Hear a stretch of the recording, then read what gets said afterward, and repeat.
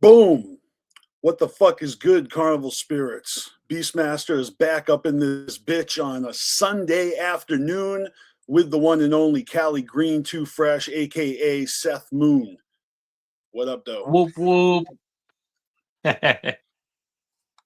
We just decided to jump right into it without any warning, and after all, it is our Sunday afternoon stream, the new weekly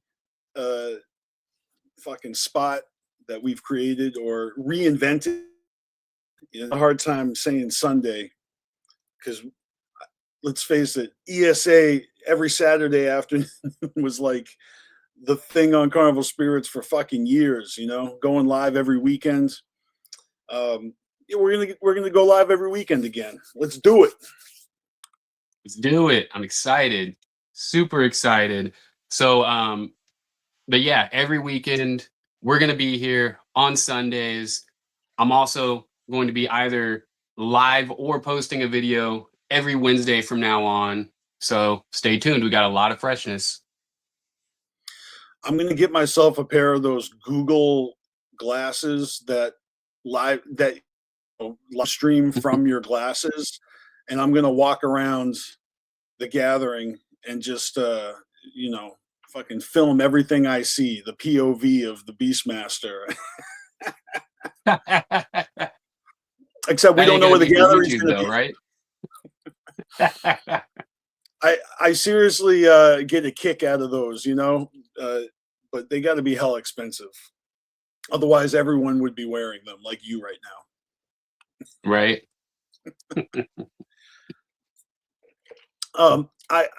I gotta say that you know, the rumors about where the gathering is going to be are fucking silly as fuck online. You know, all these debates on whether it should go back to Crystal Forest, or a lot of people have been fucking talking about 2019, the gathering in Indiana, because I don't know. I mean, that was like one of the best gatherings in my experience, but it just happened to have the worst hill in the middle of it. So, and then of course there's Cave and Rock, and you know, Cave and Rock is doing their own family reunion. Well, it's not like Cave and Rock is doing its Cave and Rock is hosting a Juggalo event. You know, it's just a family reunion without ICP. You know, with performances from like everybody except ICP. Right. But it's not like a Magic Ninja Entertainment event, so it doesn't feel like it's the ops. You know what I mean? Excuse me. But yeah, we'll get into that later. Why don't we go ahead and get into the underground freshness? Fuck yeah, let's do it. Cool.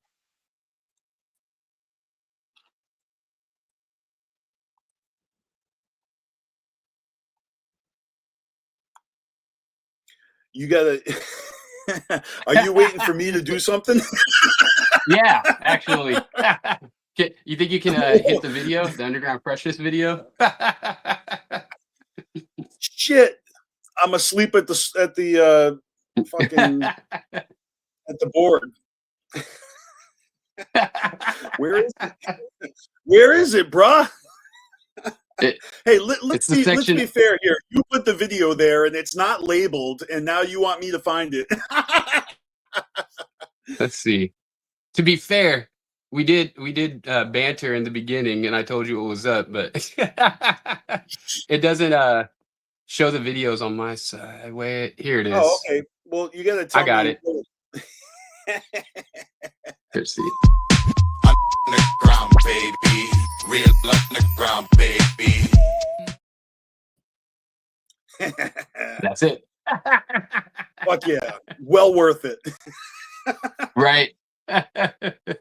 You know, we'll obviously you know, get more, you know, finesse with this as we do it. Right. all these tools that at our disposal. It's a lot of fun. Excuse me.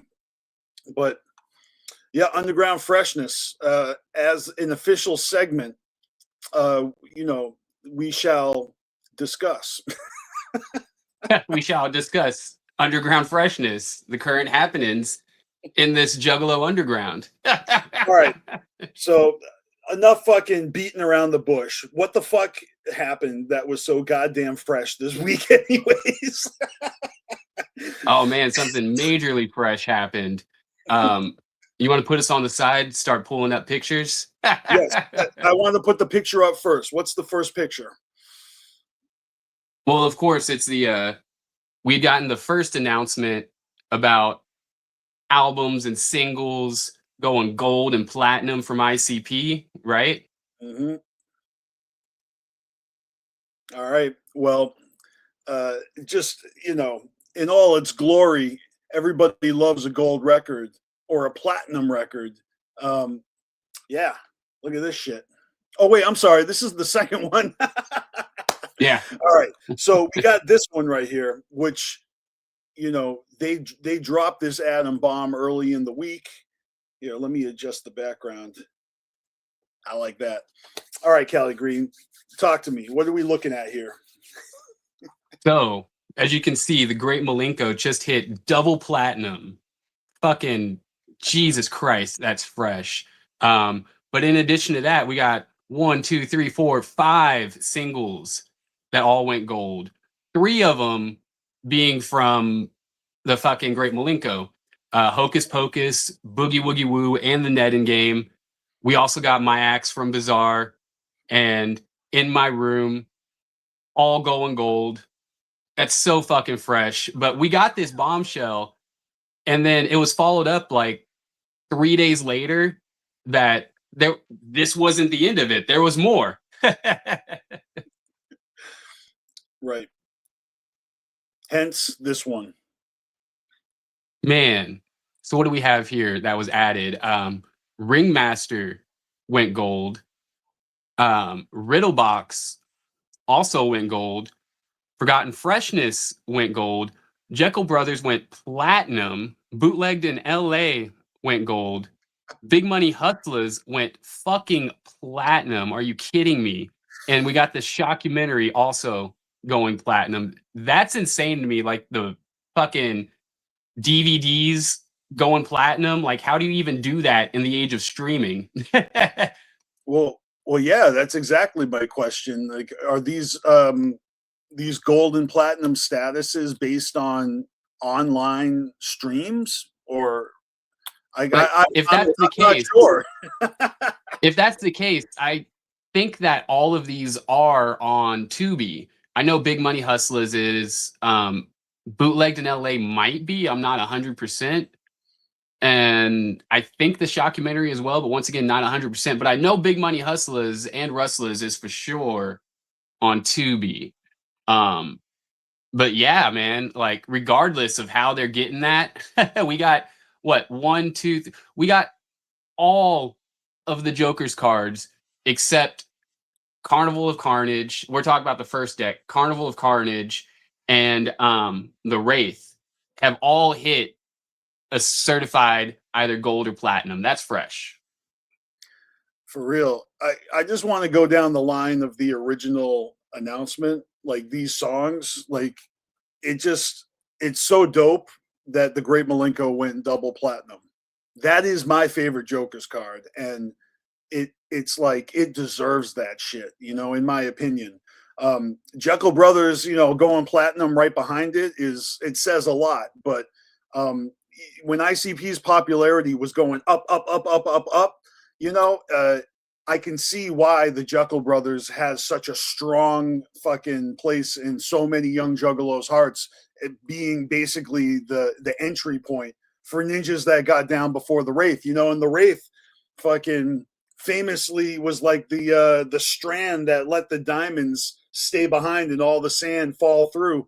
So, that metaphor always stuck with me, how it wasn't ever going to be for everyone once the unveiling came out. And but the Great Malenko, that was peak ICP, still in the kayfabe era. You know what I mean? Like they weren't being sincere at all, and that's what a lot of ninjas have been. I've noticed, kind of like that's what we're nostalgic for. is the mystery and the theatrics and the kayfabe. Anyways, Well, Hocus Pocus, Boogie Woogie at Woo. the same time, this is around the time that the curtain was peeled back a little bit because they had their famous Waffle House brawl around this time, right? That was Great Malenko era. Uh-huh. So that was our first like real curtain peel. When the Great Malenko dropped and famously got yanked off of the shelves and essentially canceled, so that record deal fiasco between Hollywood Records and Island Records, those of us that got a copy of the first Great Malenko drop, it didn't include Boogie Woogie Woo or the Nen Game or Under the Moon. But immediately they get re-signed. The Great Malenko is re-released with the 3 new songs included, making it fucking extra dope. It was almost like they took off like the best songs, and then the second release, it was just so dope. And it's fucking awesome that those are the songs that go gold. They're infamous. You know what I mean? Because they were like denied. They were too controversial to be on the album. And then the album comes out fully explicit as it was meant to be, with these fucking, taboo songs on them. and they're beloved. When was the last time anyone saw ICP live and they didn't play Hocus Pocus, Boogie Woogie Woo, The Ned Game, My Axe, or In My Room? Those are fucking crowd favorites and staples between old school and TikTokalos alike. Just saying.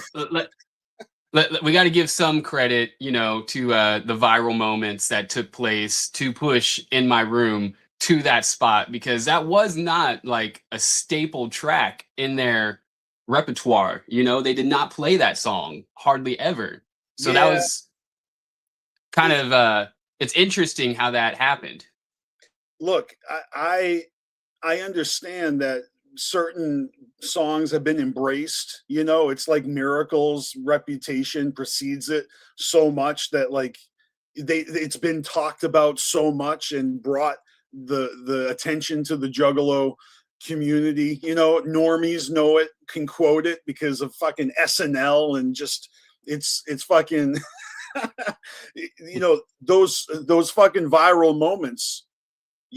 But it's also because the song is fucking a banger, and people fucking listen to ICP. They play it for their friends. People hear it because they know someone who's a Juggalo. The Wraith, Hell's Pit. I'm just saying, it's a damn good song.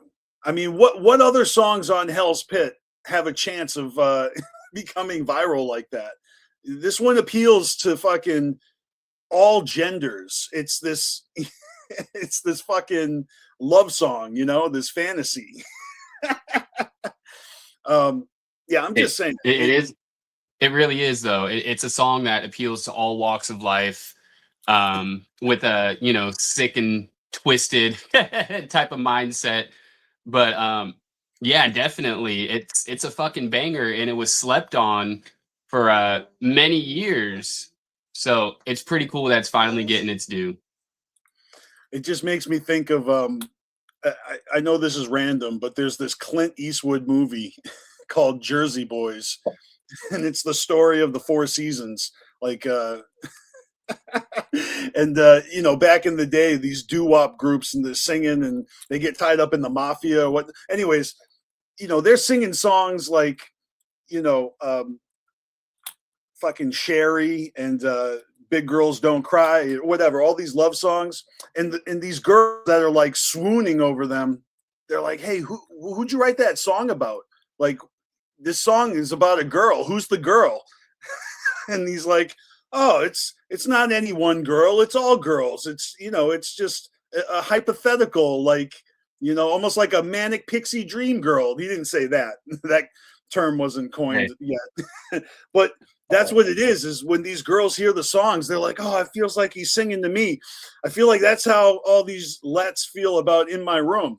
They're like, this psychopathic, wicked clown is thinking of me. All right. Yeah, I can't get over the DVDs going platinum and gold. Shockumentary? Yeah. Yeah, platinum. That's awesome. Fucking awesome. Big Money Hustlers going platinum? I mean, that should I haven't heard anybody talk about that. Everybody sees this and it's so overwhelmingly Malenko, you know, that you kind of forget, like, look at this fucking Big Money Hustlers. Right. I mean, fucking bootlegged in LA, like that went gold. That's awesome. I mean, that's concert footage. That's a live DVD. So you got performance, you got movie, and then you got the shockumentary. So that's pretty epic. Yeah, man, definitely. Forgotten Freshness. Look, Forgotten Freshness is so good. Riddlebox and Ringmaster, they are well deserving of gold record status. This is like, honestly, fantastic. I personally thought that Riddlebox already was at least gold. Yeah, you would have thunk. Yeah, for sure. But I guess not. But it's cool that it is now. So love. Like, is it not? Look, is it not telling though? For Ringmaster and Riddlebox and Forgotten Freshness, all to go gold, right? And Great Malenko go platinum. Like there's a significant jump right there. Right. I mean, that says something about their popularity boost and then their ability to lock in fucking fans for life. Because, you know, Jeckel, I'm just saying, like, the Wraith really did kind of throw the monkey wrench in the gears for that momentum and make people like draw a line, you know, like I'm not with it or I am with it. And so, I recently watched this YouTuber, and he's not a juggalo, nothing like that, but he has a friend that's a juggalo, and he recommended that he live stream him listening to the Great Malenko, and he had no idea what to think. He goes into this like a total hip hop head, but then he ended up pretty much liking every song on the fucking album. You know, he's like, actually, this is not at all what I thought it was going to be. Like, it's not something I would normally listen to, but if you're listening to it front to back, like, yeah, you can tell there's a concept here and it's really well produced, really well put together. So, and that video just dropped like a month ago. And this is someone who's, you know, somewhere between mine and yours age. So I think that's interesting that it took him this long to give it a shot, and he just had all these preconceptions of what it was going to be before he even listened to it, you know? Yeah. But I'm never surprised at, you know, who's oblivious to what. You know what I mean? There's this podcaster who does a show called Sounds Like a Cult, where she talks about like pop culture and brands and celebrities and people who have cult followings. And I met her at a book signing in Portland. And I told her, like, you should do an episode on juggalos. and she, this woman is like, you know, in her early 20s, you know? So I don't know what generation that makes her, but she looked at me and she was like, what? Like, she didn't know, it went right over her head. She didn't even know what juggalos were, you know? It's completely out of her I mean, I'm talking about not a normie, but an intellectual, like somebody who's like, uh, well, an author,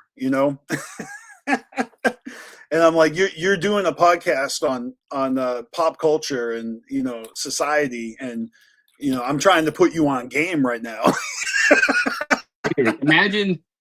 Imagine being someone who has a podcast about pop culture and not knowing about the last real subculture to ever exist. That's why I Juggalos. was like shocked. I was like, when I said it, I was being sincere, because she always has a special guest on, to talk, like an expert.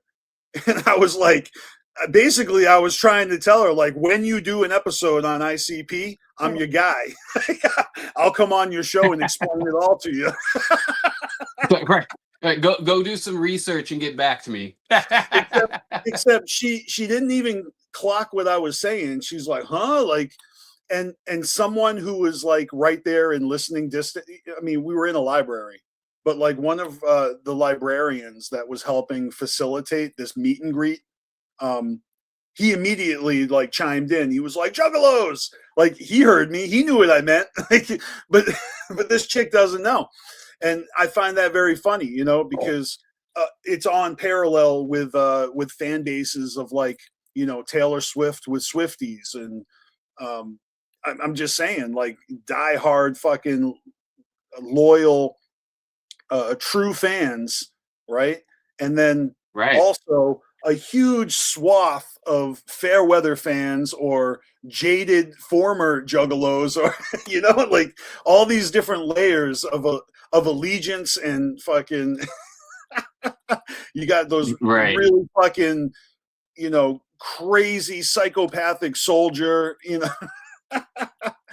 But when you really start dissecting the Juggalo underground culture as a whole, it gets really intricate. That's the easiest way to say it, because there are so many subdivisions these days.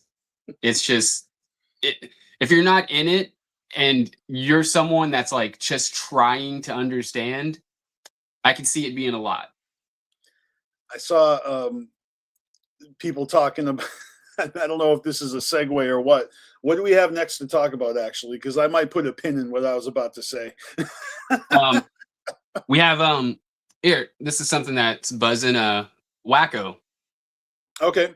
Well, that's valid, because it's sort of relevant to what I was thinking about. Do you want me to hit the images, man? I don't know if I mean, yeah, I've if you got could, it's a little hard for me on my phone. or no, I got it right here in front of me. I'm good. All right.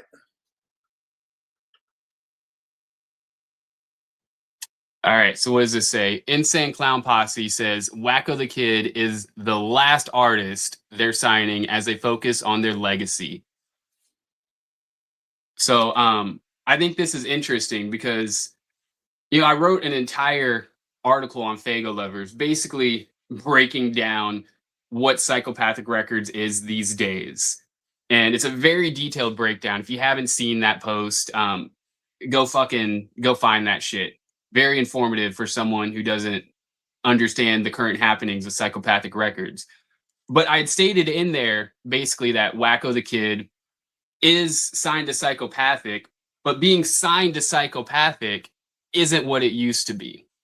It's basically now a co-sign to the label. So people that are running within their immediate group, that they're taking on tour, that they're mentoring, that they're just fucking with, like, business-wise, that's Psychopathic Records.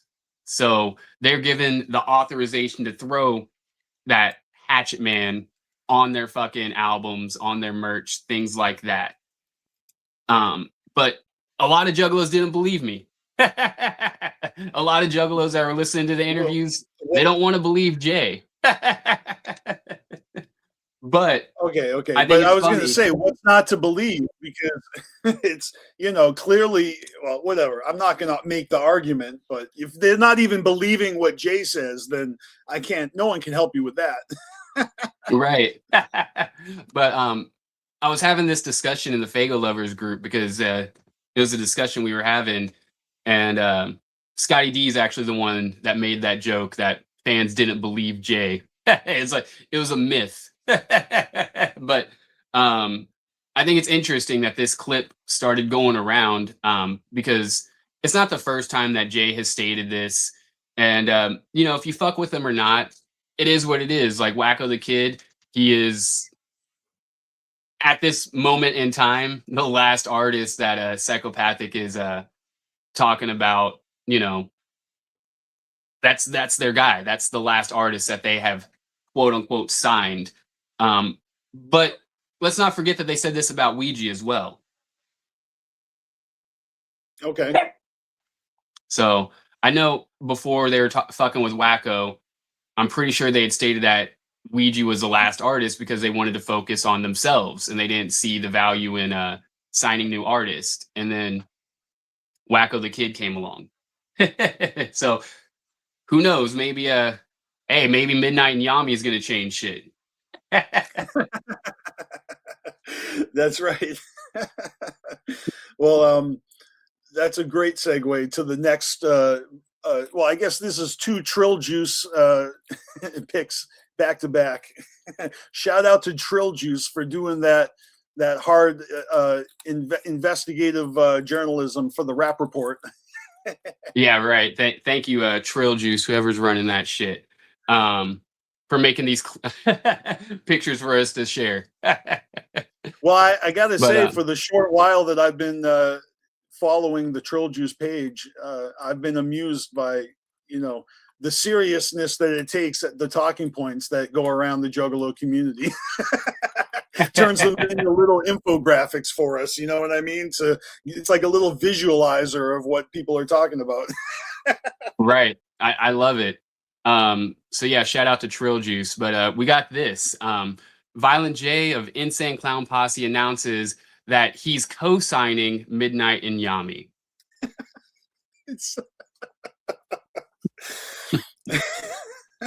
So even though he's not signing anyone, and Psychopathic Records, it runs on a cosign. He gives Yami the cosign, but he's not running with Psychopathic.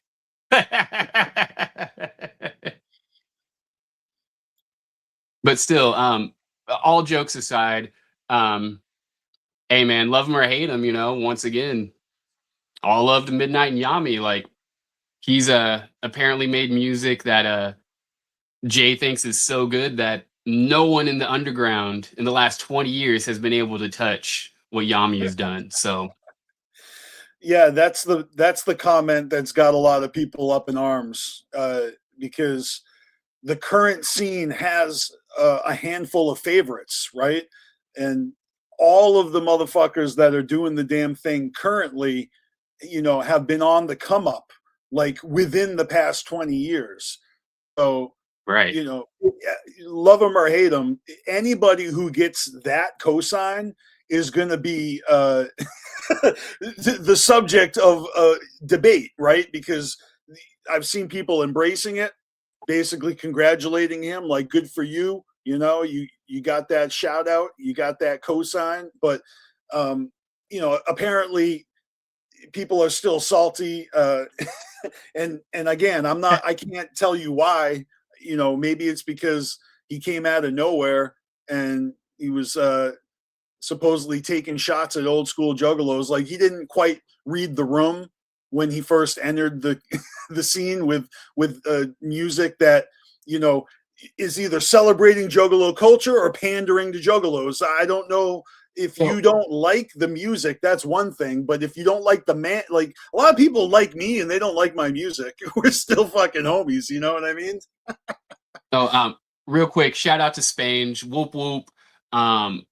But I gotta say that at the same time, though, the approach that Yami took whenever he entered our scene, he entered it in a very Juggalo-esque manner, but he was a new school. He entered like, hey, fuck you guys, you know, middle fingers really big. And honestly, whenever I was a kid and I was meeting my first bits of juggalos, that was a lot of them. So I find that interesting. But man, all love to Yami. Me personally, I wouldn't say he's the greatest thing I've heard in the last 20 years, but I do fuck with his music a bit. I just went and whenever this news circled around, I was like, oh, let me go find that song, like Cheddar, to see what's so hype, and discover that it's on like an EP. You want to throw that image up? Yeah. But yeah, this EP right here, Midnight Curse. I went ahead and bumped it front to back, and it's not bad. There's some shit that was okay, but some of that shit went hard. So shout out to Yami, he's doing his fucking thing, and Violent J is fucking with him. So love it or hate it, it is what it is. I think the production value, his music videos have always been like extremely well made. You know what I mean? That pisses people off, I'm sure. Hey, by the way, right. I think my video of his performance at the Gathering last year does not even have a lot of plays. Like, I'm not saying that I'm a tastemaker, but like when I'm bootlegging underground acts at the Gathering, and then I tag them in their videos, sometimes they share that shit, so their fans all watch it, and the videos get a lot of views. And sometimes the video just gets slept on. And it's like, if you want to see what he looks like on stage, go check out my footage. I got the whole set. And I remember he basically told everybody, come throw glizzies at me. So they did. And it was wild. Like, he got fucking the treatment. And he played through the whole thing. He was standing a very far back from the edge of the stage, though. I will say that. Like, he made people work for it. He didn't just go out there by the edge and like a sitting duck.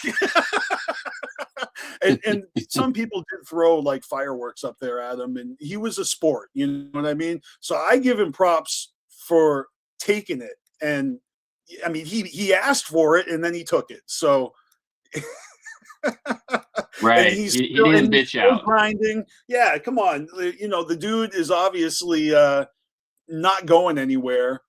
And Violent J just enjoyed his video, so he's fucking high on that, and well within within reason. Like, anyone would be high on that. If Violent J actually fucking listened to and confirmed that he heard Dear Joe and Joey, that's it. I don't need like, that would be a dream come true. It's been fucking like almost 25 years, and I still don't even know if he's heard it.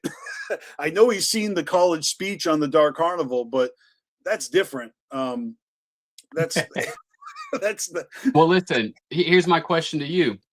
If Violent J did confirm that he heard Dear Joe and Joey and gave it props, would you come correct with a follow-up song shouting out the Duke? You mean like Midnightinyami did?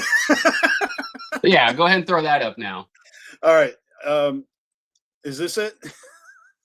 Yeah.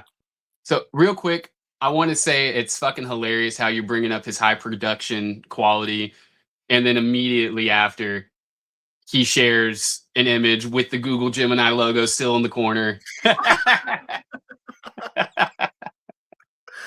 Yeah, but I'm talking about his music videos before, like the ones where he's like a cowboy and shit. Yeah. Real quick, shout out to Nick and EC as well in the comments. Whoop whoop. Ivy Killer in the chat. Whoop whoop. Whoop whoop. Y'all the shit. But yeah, I listened to this song. Did you listen to it, TJ? Yes. I did listen to it. It showed up in the algorithm, man. It was right there. It was right at the top of my algorithm when I logged into YouTube.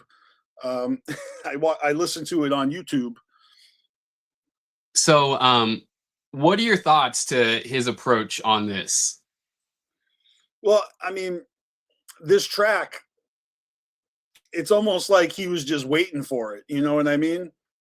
As soon, it's like Violent J slides in your DMs, and all of a sudden he's bragging about it in a song, and then it feels more like a diss track than that, because they're like, yeah, fuck the haters, like we just got to show you that we ain't not shit, or however he said it.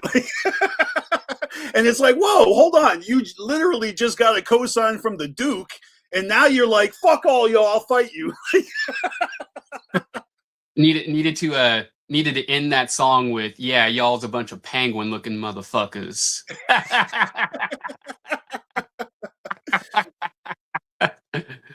No, but you know what I'm saying? Like he's making friends little by little, winning people over by being a fucking good sport about it, you know? I mean, that's what I see. That's what I'm noticing. And I'm saying a lot of people that I know who are making music in the underground are, you know, they're giving him his flowers, because they literally would love to get a cosign from the Duke. And I understand completely if anybody's jealous, or if anybody's like annoyed as fuck because you don't fuck with his music and you actually care about that. But you know what I mean? Like if you're a player hater and you know you want to see the ops fucking lose, if he's the ops, then you know he's doing the opposite of losing in this situation. That goes without question at this point for sure. Yeah, so you know, shout out to Ivy Killers. What up, Ivy Killer? But yeah, what do we have next lined up? So I got to toggle back and forth between the chat and the media. Oh, you're good. So I mean, the next thing on the list is the Rude Boy interview. Oh, that's right. So oh shit. Well, this just went full screen, huh? Yeah. So if you haven't already, make sure to head over to J Dirty's Scrub Hop Talk. He just did a fresh interview with the Rude Boy. This was actually a few weeks back, but I had just seen it like a few days ago. And yeah, this is one that I think a lot of people are sleeping on. And Rude Boy discusses a lot of freshness in this. He talks about his time at UMZ and managing MC Breed. He talks about like being in LA during the shoot for a music video with MC Breed, and MC Breed just being too fucked up to do anything. And he ended up with like tickets to a basketball game that Rudy was supposed to take MC Breed to, but Breed couldn't go, so he took Lavelle instead. But he also talks about being Esham's manager during Repentance. And there's also a bombshell announcement in there at the very end. He announces that he is working on a new EP and that he was actually an original member of Zug Island, and he was supposed to do dual vocals with Sin, but the process, I guess, was too grueling for him and he had to back out. So definitely check out this interview. It is stupid fresh. All love to J Dirty and yeah, his homies, Big Dirty Cotton. They're doing their thing and they're fresh as fuck. Hell yeah. I myself haven't watched it yet, but I appreciate the synopsis. Like now that I know what they're talking about, like I want to hear all that for myself. Yeah, man, they actually don't at all touch on his hardcore career. They pretty much only talk specifically about his time with Psychopathic Records. Oh yeah, he did talk about Twisted a little bit, about the drama whenever that shit started kicking off. Did he talk about his beef with Shaggy? That did not get talked about. But yeah, they just went like slightly into the Twisted beef. What happened to Maximum Overload? That EP he put out was the shit. I don't know. But I can tell you this: it was when he made that album, it was right before the gathering that year, and he hit me up and asked me to design the album cover, but he needed it like that day.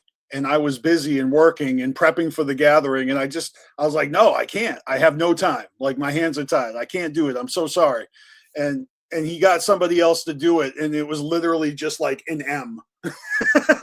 You know what I mean? Like, he just got somebody to throw an M on a black fucking square. And that was the cover. And, you know, good on him for getting it done in time, because like, I didn't realize that I could have just put an M on a square and he would have liked that. Like, I was like, okay, but he wasn't offering to pay or anything. He just needed it a favor, and I'm like, I'm sorry. Like, I got so much to do before the gathering.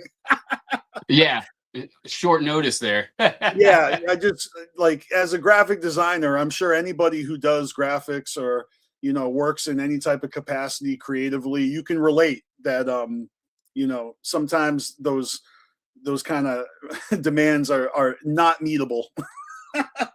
Right. It's just not doable. Not doable, my friend. But I was a little salty that by the time I saw him at the gathering, he had sold all his hard copies that he brought. I wanted one. I couldn't get one. Oh, dang. Yeah, he must not have had that many made, or that many people out there have a hard copy of that CD. If anybody does, well, good for you. But yeah, it's not on Spotify anymore. You know what I'm saying? I tried to go listen to that shit one time, and he didn't pay the extra $20 to keep it up forever. Well, Maximum, if you're down, we can upload it onto the CarnivalSpirits Spotify for you. We could sponsor it. No. Oh, hell yeah. Real talk though. That tape was mad fresh. It is on YouTube. So definitely, if you're looking for it, you can find it.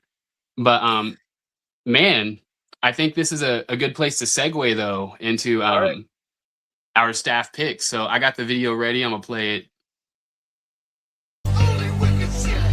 Only wicked shit. Only wicked shit. Nice.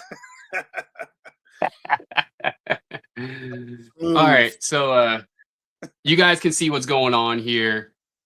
We are doing staff picks, which means these are our picks for albums that have been released or singles that we personally think are fresh. And we got to start this off right, because Ouija Mac just dropped Pyramid of Skulls. And man, do you have anything to say about this album, TJ? I mean, I haven't heard it yet, and I mean, I've heard all the singles and they sound great.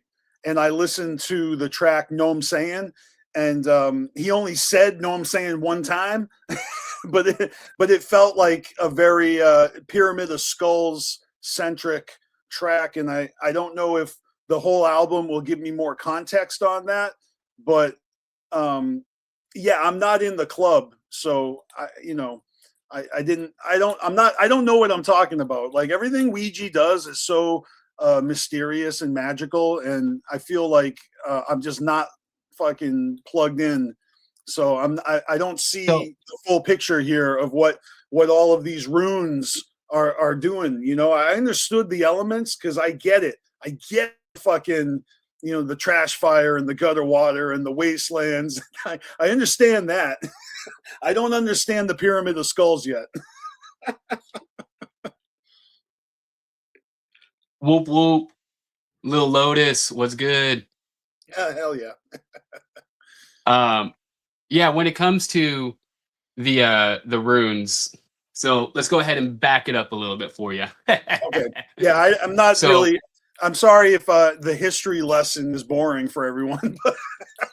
No, like, so we gathered the elements, you know. We had the trash fire, we had the gutter water, we had stale wind, and fucking help me here. Wasteland, right? And then from those albums, we had a couple albums where we transcended. Okay. So we journeyed through gathering our elements. After we gathered our elements, we transcended to Dark Planet. We did that through Corruptus and fuck, I can't remember off the top of my head the name of the other album. But there's a 2-album arc where we kind of transcend to Dark Planet. Once we get to Dark Planet, is it Chlorine? No. It's before that. It's gonna fucking bug me. It's the one that's like blue. It's like a blue cover. Someone help me in the comments. Detritus. Thank you. Those 2 albums transcend us to the Dark Planet, where we have to start gathering these runes. So that's the basic synopsis. Okay, bet. So I mean, look, I'm with it. Like, I enjoy Ouija Mac's music. I'm sorry, I just didn't listen to it yet, and if that makes me a bad fan, then I am. But like, all love to Ouija. Like, he crushes. He does a minimum of like 4 albums per year. Like, he really delivers for his fans, and he reps Juggalo like no other. So I hear it in the lyrics. I really enjoy his live shows. Every time I see Ouija live, he puts it down. So, you know, for real, like, I am looking forward to hearing it. I'm going to hear it like probably on my way to work on Tuesday. Hell yeah. I got to say, my favorite song on here still is Leviticus. But like the last like set of songs, like the last like 3 or 4 songs, they all go super fucking hard. But yeah, I really fuck with the runes. Like, I really love the rune series. It's my favorite thing that Ouija's doing right now. I am looking forward to that Shaggy collab tape, though. Yeah. Well, I like how Ouija does like his own thing, and then he does his collab albums, and that's why it's like 4 albums every year, because it's a couple collabs and it's a couple solo joints, you know. Yeah. Oh yeah. Well, we'll be talking about Juggalo Ohio 4 shortly. Show you right.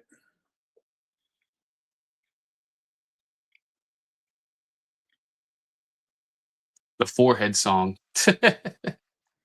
they're talking about ICP's House Party Peep Show album. Yeah. which wasn't that fun, like watching them basically in voting what the songs were going to be about, and that's how we got the fucking Violent J Forehead song. I forgot about that, but yeah, I do remember watching that live stream. It was basically like a choose your own adventure, you know, and so whatever the choices we had, everybody would vote for, you know, one dominantly, and then you'd see people going, no, not that one, fuck it. Like, it was really Isn't it the same one where that guy that produced so many bangers for ICP, where he submitted a bunch of songs and none of them got picked? Yeah. The astounding Dr. Chronic guy. I don't know, man.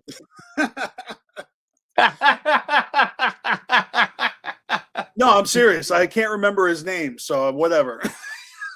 Yeah, that's how relevant he is and was. But the guy that tried pulling up to Violent J's like neighborhood, right?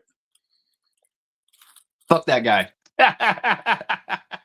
But I mean, look, if I could remember his name, then he's like a wrestler. He was doing a bit where he wanted to fight Violent J on camera at an intersection, like right around the corner from his house. Oh yeah, one man crew. Thanks. Yeah, one man crew. That's right, because he's the one man crew, because he does everything by himself. He doesn't have anybody else in his crew. He is a one man crew. And that's why his music sucks. No, what are you talking about? Like, his whole fucking What His I'm whole talking about is the fact that nobody gave a shit about any of his fucking beats, and he tried to go around acting like he's a fucking don, but he ain't nobody, never was, never will be. And end of story. I don't know, man. When ICP released Yum Yum Bedlam and it was Halloween, he released his unused beats that he submitted for the whole album, and I listened to both, and we really missed out. It was like the Temu of Joker's cards, but still, like, we could have had something really special. Olympics, you know? Yeah, Special Olympics, exactly. Exactly. Right. Because I'm just talking shit because all I've ever seen from that guy is just like complete kayfabe, you know? I can't take him seriously at all.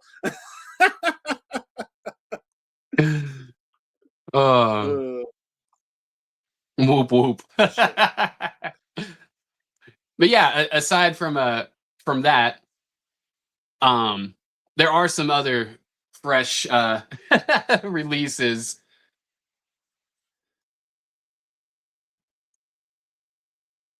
I'm just look, I'm putting stuff on the screen, man. You can keep talking. So right, fine. We'll move to the next release. What do we got here? Let's see. What do we have?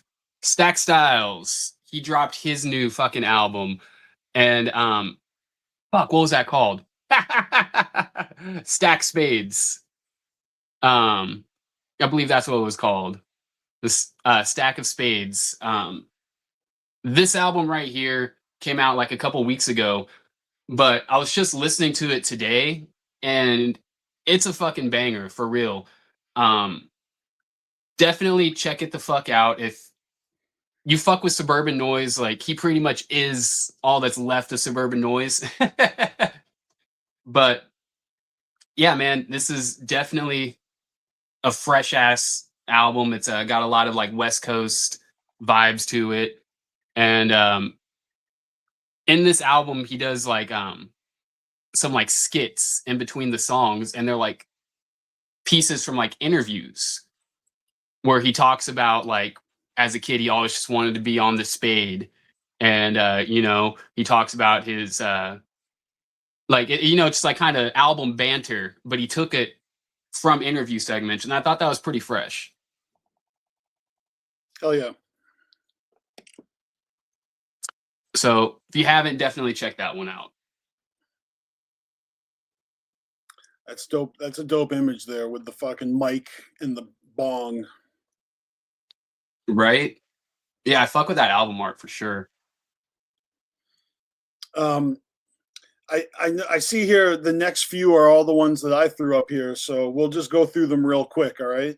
All right. Firstly, we've got Concrete. He's got an EP that's exclusively produced by Shaggy the Airhead. It's called The Haunted. Definitely check that shit out. And then we got B-Side, who's a friend of the channel. I interviewed him last year. His new album, Monster, is out currently, and he has a whole like bundle, you know, like merch to go with this. I actually want to pick up this on cassette tape. I fucking love it when artists release their music on cassettes. As a collector, I find more value in that than a CD because it comes with a USB anyways. So I'm going to get the album on my iTunes. I'm going to have the cassette for, you know, the collection. But yeah, check that shit out if you haven't. It's dope. And then we got B Loco from Massachusetts, which this is actually like a re-release from like 20 years ago, not that long. But it's B Loco with 6X, his partner. Together they're Infinity, along with a bunch of other artists, mostly Mad Max. It's called Hexes and Reflections, and this is the Sick Mix 666 version. So everything, I believe, has been like, you know, remastered or upgraded, or maybe beats have been changed to avoid copyrights. And, you know, this is the final version of an album that came out in the 2000s. I highly recommend it. These are friends of mine. And then we got also recommend this album. What's that? I really fuck with this album for real. Infinity was the shit to me back in the day. Oh, yeah. And when we first met, I didn't even know that you were connected to them, but they were just one of those random underground groups that, you know, I found through like fucking horrorcore.com or some shit, you know. And this album was one of those albums. Callie, to be fair, we met at the Gathering in 2007, correct? 9. Yes. So that was the time that I was on Hightown Records. I was going to correct you and say, no, we met before I was affiliated, but no, 2009 is when we put out the Sick Mix mixtape series. And I'm telling you, like,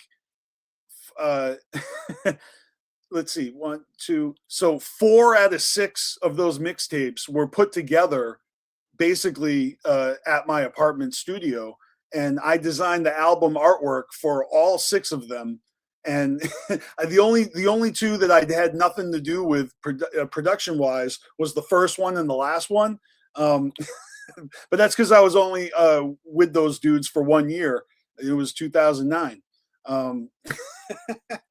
But man, that was a fucking fun time, and rocking shows and putting, you know, handing out mixtapes. And so this is a huge project for B Loco. I understand a lot of work has been put into this version of it, and there's extra tracks and all that. So shout out to those guys.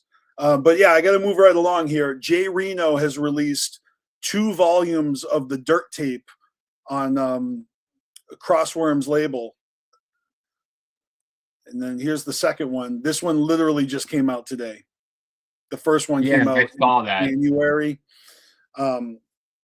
So, I mean, I haven't even heard the second one yet because it literally just came out today. I haven't had a chance to even listen to Ouija's new album yet. I'm catching up on all that first thing next week. But yeah, if you guys are not fucking hip to Jay Reno, you got to fix that. He is dope. He's one of my favorites in the underground. He's a tunnel runner. He's been doing it for, you know, over 20 years. And I remember when the contest was happening, the Underground Psychos contest that, you know, Axe Murder Boys won. Everyone talks about PLC being the runners up, but my favorite entry of that contest was Jay Reno. So it was dope to see him show up on the Tunnel Runners album. And he eventually went on to do, like, you know, a show on W Fuck Off Radio representing Canada. I remember that shit. Oh, yeah. But yeah, he's been at it all these years, and he's currently, you know, linked up with the Dirt Corps and, you know, Crossworm, Mad Max, and a whole roster of underground artists. But again, he's just one of my favorites. So it's great to see that he's pumping music out. Misery Coast last year, he's been putting out a lot of work. I don't know, I can't tell if he's slept on or not, but like, I got a collab with him, and it's like one of my favorite songs I've ever done on CarnivalSpirits' first mixtape. That fucking you know, Ninjas in Action Volume 1. Yeah, No More Lies, man. Jay Reno came correct on the concept, fucking gave me a fire verse. It's over a Shy One beat. Yeah, it's one of my favorite tracks I ever done. But shout out to Jay Reno. Hell yeah. All right, the next one's yours. Nate Prez came with a new single with BstMstR called Dead South. And man, this is off his upcoming album. You want to throw that up? Yep. It's the next one. Death Dealers, which should be dropping soon. Originally, this was supposed to be dropping on Friday the 13th, but it got pushed back a little bit. It's going to be 4 songs total. 2 of which are out now. So definitely check those out. Yeah, man, Dead South, it's a fucking banger. And shout out to BstMstR as well, because originally he wasn't letting him tag the songs like him. Like he was just letting him be a featured artist. But one of the reasons it got pushed back was because he said, hey, like I want to drop this one like with you. So that worked out in Nate Prez's favor for real. But definitely check out Dead South, coming off of Death Dealers. This should be out within the next probably month, I'm going to say. That's what's up. And I've heard this in one. addition, It's a good track. Hell yeah. In addition to that, if you head over to our web store, we do have a Nate Prez collab shirt, which I'm actually going to be doing a little unpacking because I ordered some merch from our web store. So let's get into this. Callie got mail for the first time in a while. Should I go full screen for this? Yeah, you can, because we're checking out the quality of these shirts. Right on. So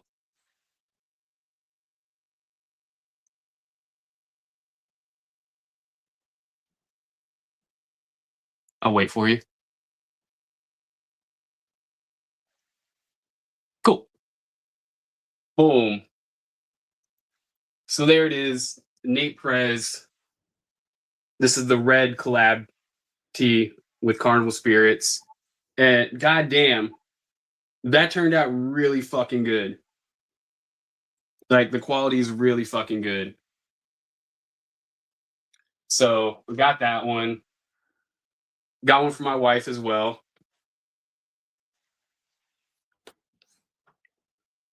Once again, really good quality. And then we got the CarnivalSpirits shirt. Oh, snap. The CarnivalSpirits knot shirt. That's fucking awesome. Yeah. Yeah. Wow. It looks good. Quality looks pretty fucking decent. So yeah, definitely hit up our merch store. You can pick some fresh shit up like this. It's going down.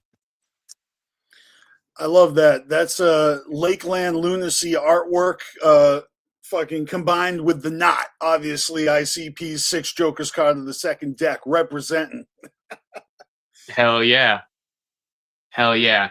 So man, you know, I haven't ordered anything in so fucking long, so I was super excited to make this purchase. And yeah, definitely hit up our web store because it's going down over there. That's awesome. Yeah, here's the graphic with a little bit of flavor already in place. I love it. Hell yeah, you can get yourself a fresh ass BstMstR or Caligreen shirt. We got that Boston Celtics Malenko shirt, which I think it's fresh that on St. Patrick's Day, like they dropped their own like image of that same logo. So let me school you on that, Kelly.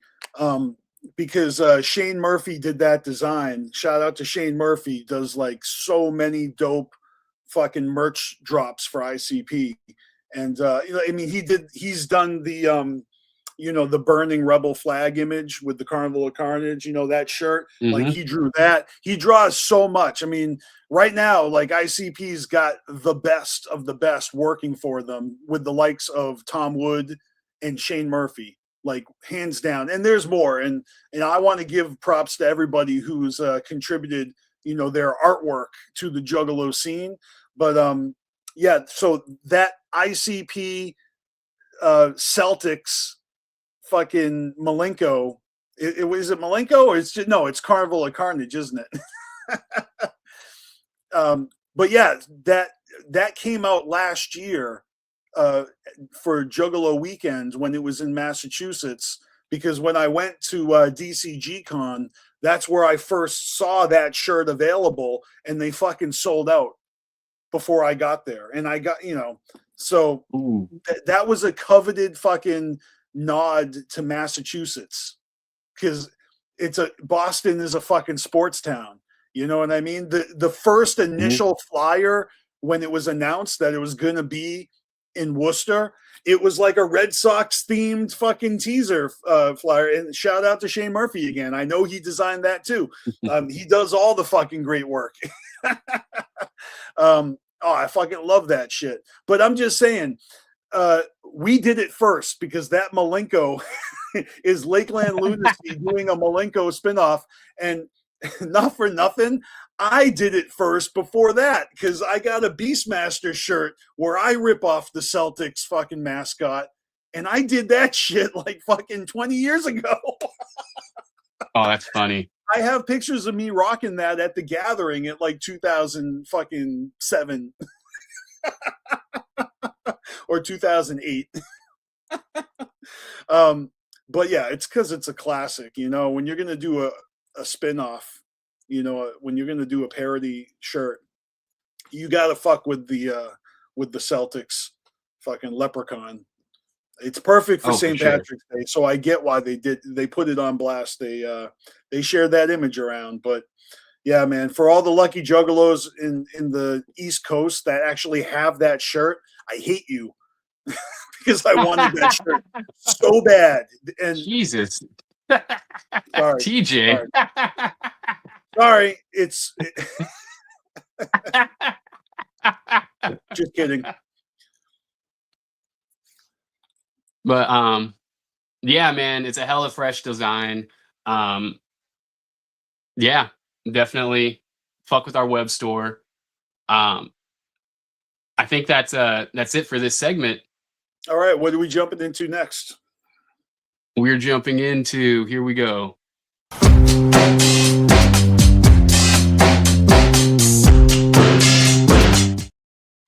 All right. It's tour time. Quick I am. I'm quick with the flyer. I knew it was tour time, so I was ready. Right. It's tour time. This is we're going to talk about all the upcoming shows and tours going on currently in the underground. So for starters, we got Juggalo Ohio 4 coming up.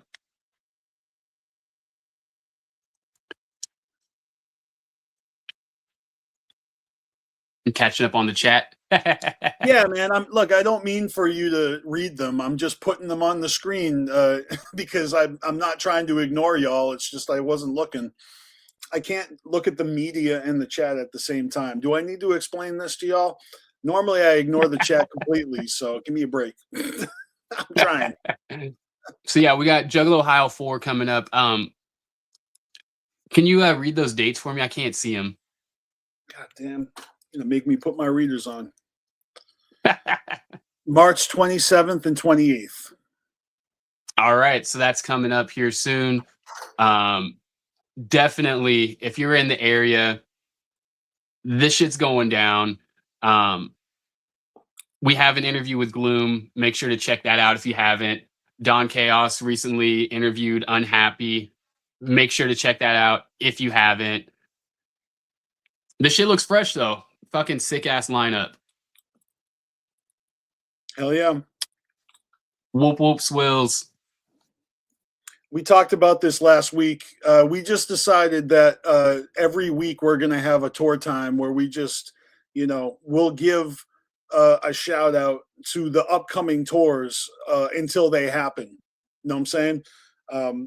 Giving everybody a chance to know if a show is coming around your area. Let us know if you're hitting it up. I'm curious as fuck. Who's going to Juggalo Ohio 4? Have you gone before? Is this your first time? Let us know. Yeah, personally, would be way more hype for day one, only because I like King ISO a lot more than Ricky Hill, and Darby, Clockwork E, Shaggy the Airhead, Dead Body Man, HC, Super Famous Fun Time Guys, and Concrete. That fucking lineup is so stacked. And no disrespect to night 2, because Auntie Boy, Bleed the Wicked Menace, The Convalescence, SON, Unhappy, and Gloom is also a fucking stacked lineup. It's just, I feel like the first night has been front loaded with all my favorites. You know what I'm saying? I mean, with the exception of SON, who is truly got one of the best albums of 2025, in my opinion. You guys can fight me with that, but you know, that's just because there's a lot of music out there that, you know, they're fucking making noise. Not everybody's Midnightinyami, yo, but they're making noise. Well, I will say, night 2, there's definitely some sleepers there. I really fuck with Gloom. I was just bumping some Unhappy. Sun, like I really fuck with Bleed the Wicked Menace. I'm actually waiting on him to drop something because he hasn't dropped anything since that Ouija Mat collab. And before that, he was dropping a new project like every 4 months, I want to say, like 3-4 months. And so he kind of slowed down. And I'm wondering what's good with some new music. But yeah, definitely if you're in the area, check out Juggalo Ohio 4. I know there's people flying out and driving out for that as well. Mad props to all of them because, man, I know from the West Coast, that's a journey. Sure, you're right. Yeah, and if you didn't know, Caligreen just interviewed Gloom. I mean, Gloom's been going around promoting, you know, his spot on this show, rightly so. You know, shout out to Team MUJ. They had him on shortly after he was on CarnivalSpirits. So people are getting to know him a little bit. Not to be confused with Gloom Unit, you know, you guys got similar names. Well, definitely go hard for us, Swills, because CarnivalSpirits will not be in the building.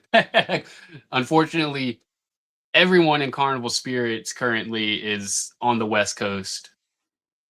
True. All right. Do we need to go to the next one? Let's do it. Hex's Controlled Chaos with Mercules. Hell yeah.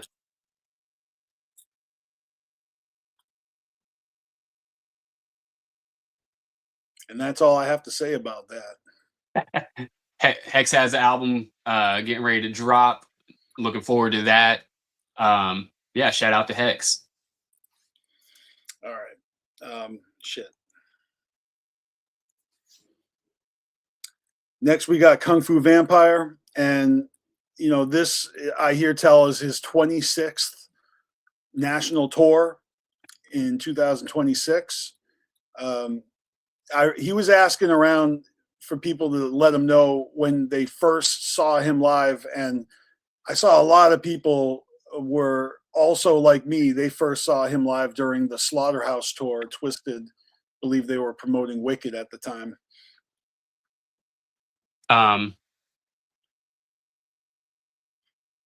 So apparently the Mercules concert in Akron the other night had a shooting.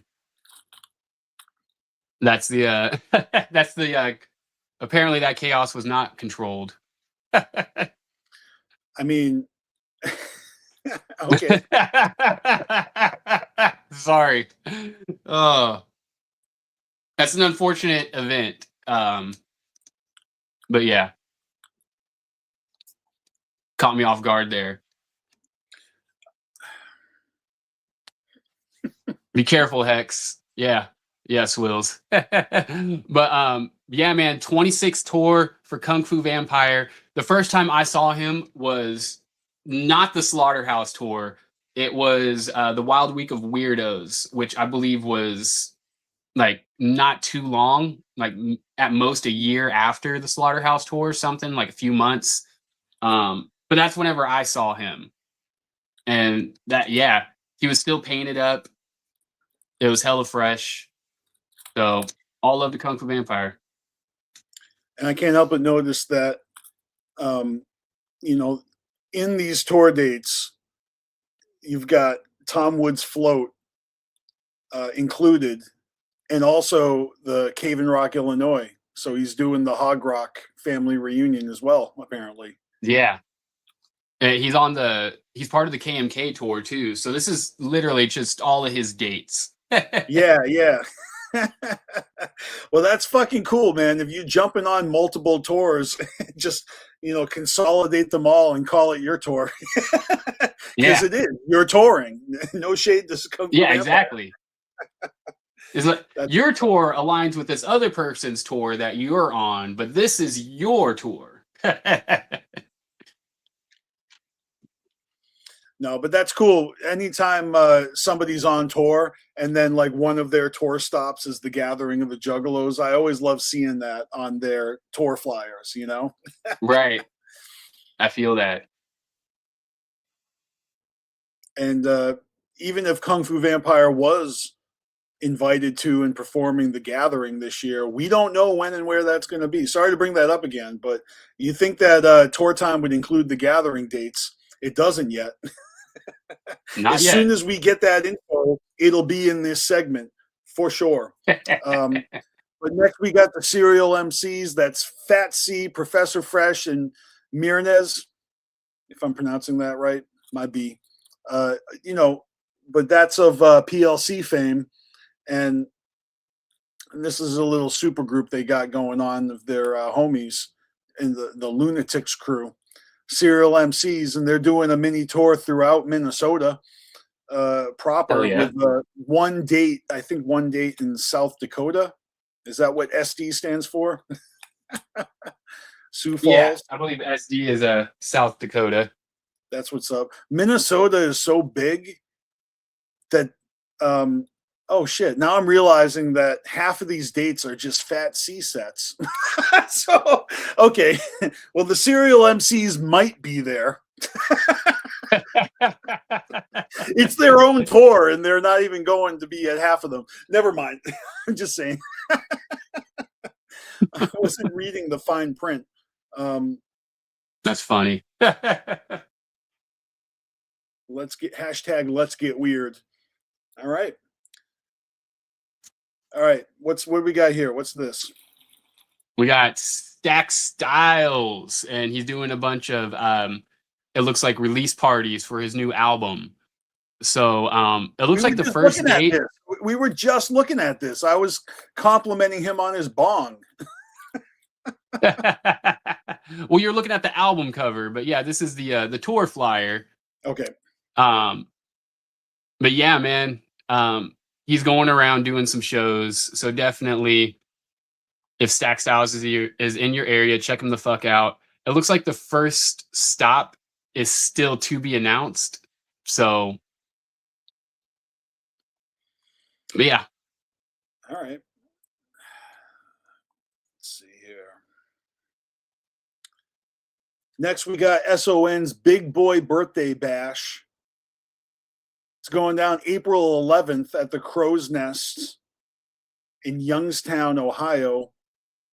Midwest Juggalos get all the fucking dope shows. Clockwork E, Satanic Steakhouse, never heard of them. Keegan Grimm, can't read that one. Apollo Exodus, Siamese Goat God. No disrespect, I can't read your fucking band name because the font is too dank. Jesus Christ. DJ Rascal, that's the only one I can make out. Seriously, I'm not even trying to fuck with you, and I just can't read your logo, brah. Your logos are too metal. They're too metal for us. But listen, and the one in the middle isn't even too metal, it's too like whimsical. Yeah. So what Swills just said, this is what I was gonna say. Satanic Steakhouse is one of the guys from AXE. Oh, okay. It's his side project, which definitely recommend that. And I do recommend that new Siamese Goat God as well. I forgot to include that album cover. But I was wondering because you told me about it. And I was like, why didn't that end up on the staff pick? Well, maybe next week. Maybe next time. All right. Next, we got Skidmark Scavengers, Clockwork E's tour, featuring support from Concrete and Kid Vibe. Kid Vibe? Yeah. Okay. That is the name. I looked him up. Bet. Yeah, and again, this is a big tour. Shit, we talked about this one last week. So, shout out to Clockwork and putting in the tour dates. All right. If you don't have anything else to add for that one, we got moving this right along. What is this? You added this one. Yeah, we got Midnightinyami doing a spot show in, I believe that's Louisville. Yeah, Louisville, Kentucky. And it's Midnightinyami and the Dumpster Babies. I know the name the Dumpster Babies. I know I've heard something from them. But in addition to that, I know we got Demise and King Cold is also going to be playing. King Cold is coming out of my hometown, actually, Evansville, Indiana. So that's pretty fresh. And I can't read those other two names from my end. We also got DYE. But yeah, this looks hella fresh, and this is going down. I think that says April 10th. So I feel like that I can almost read the blood spatter looking font. It says like CPR Bruce. That's what I think. Yeah, CPR Bruce Swills. Thank you for confirming. I figured it out, but that one was tough. And Berserk. Oh, I appreciate it. See? Wow, Swills. Thank you for being here to decode this shit for us. I mean, getting fat checked in real time is one of my favorite things about going live on Carnival Spirits. All right, next we got Gloom to the Tomb 3. We talked about this one last week. Gloom Unit, House of Gloom release party, Lazy and Crazy merch pop-up. Which on the I went and looked at the show. Like he's booked as an artist, it looks like. Okay. So whenever I went to actually look at the tickets, so Swills, come out, man. If you come out, we will fucking go. This isn't too far away from my neck of the woods. It's literally like a 10-minute drive for me because it'd be shorter if there was no traffic. But anytime I have to go on the other side of the freeway, and cross into the strip area, that shit takes forever. I live on the opposite side of the freeway from the strip, so. But yeah, I'm thinking about pulling up to this. It all depends on my wife's work schedule. Fair. Hey, and Siggy, Siggy's fresh. Siggy the Psycho. I saw him. I saw him live. He opened up for Darby. That was pretty fresh. He was live, going on whenever I got there, I believe.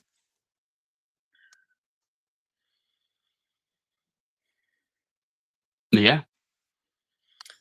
KMK with a Killer Confession and Kung Fu. We talked about this one last week.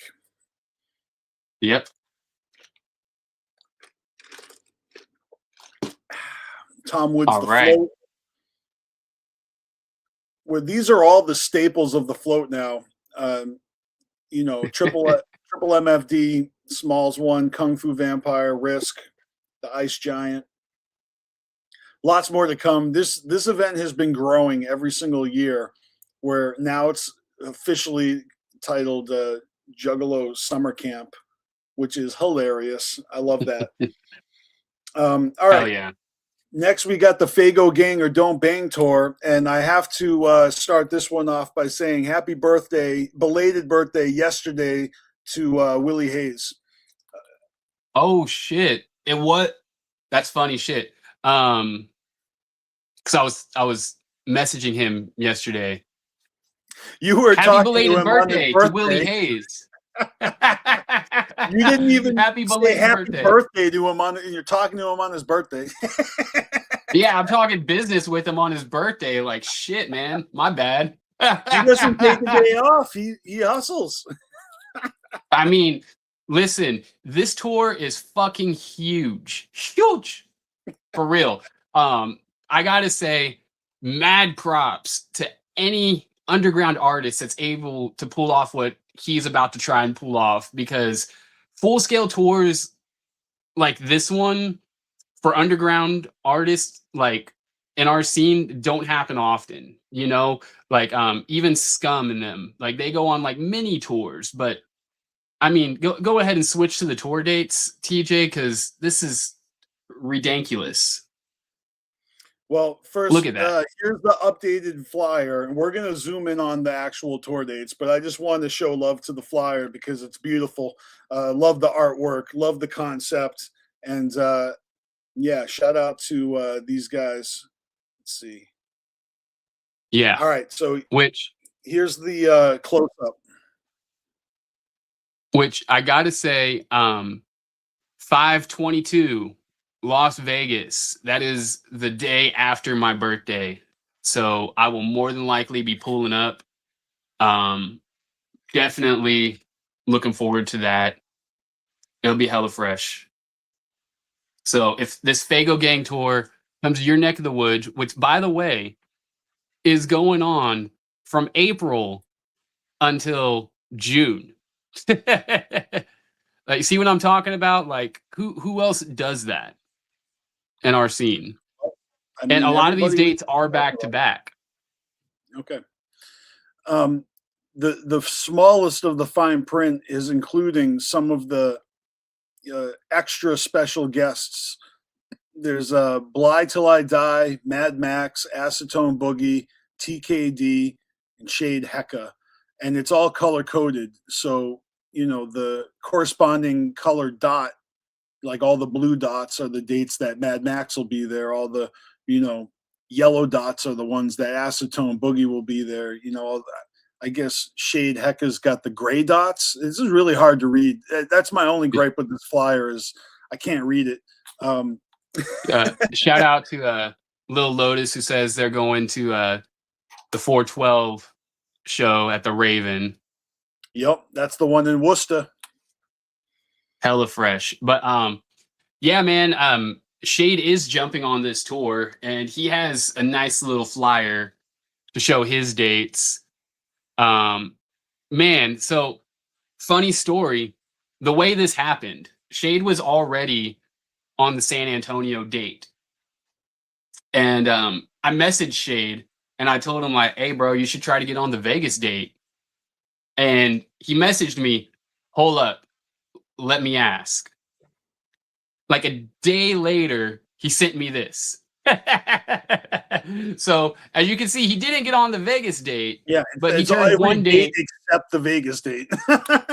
yeah, but he did get on 3 more dates in addition to San Antonio, because he was just going to be on San Antonio, but he added Houston, Tulsa, Oklahoma, and Fayetteville, Arkansas.